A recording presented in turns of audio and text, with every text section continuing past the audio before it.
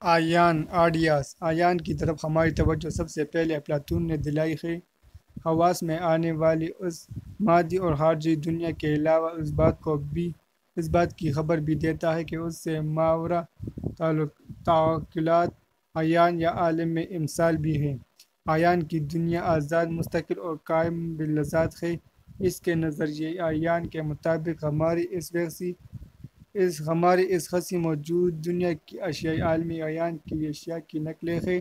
چنانچہ حسن، خیر اور صداقت کا وجود ازلی اور ابدی ہے۔ افلاطون اپنی بات ختم نہیں کرتا، بلکہ وہ مادی اجسام کو بھی عالم عیان کے سائے ہی سمجھتا ہے۔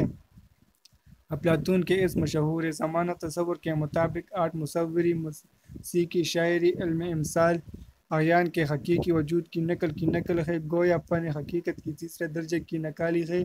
افلاطون کا یہی نظریہ عیان کہلاتا ہے، گویا شاعر یا آرٹسٹ عالم حواس کی موجودہ دنیا کی چیزوں کی نقل کرتے ہیں، جو کہ بذات خود عیان میں موجود حقیقت کی نقل ہے۔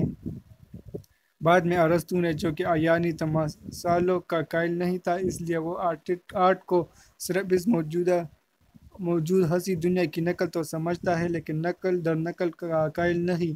شیلے نے اپنے معرکۃ الآراء مضمون میں ایک شاندار بات کی ہے۔ وہ کہتا ہے کہ شاعر تخیل سے کام لے کر عالم عیان کی اشیاء سے ہی مواد بہم کرتا ہے۔ اس طرح وہ نقل کی نقل نہیں کرتا، بلکہ حقیقت کی نقل کرتا ہے۔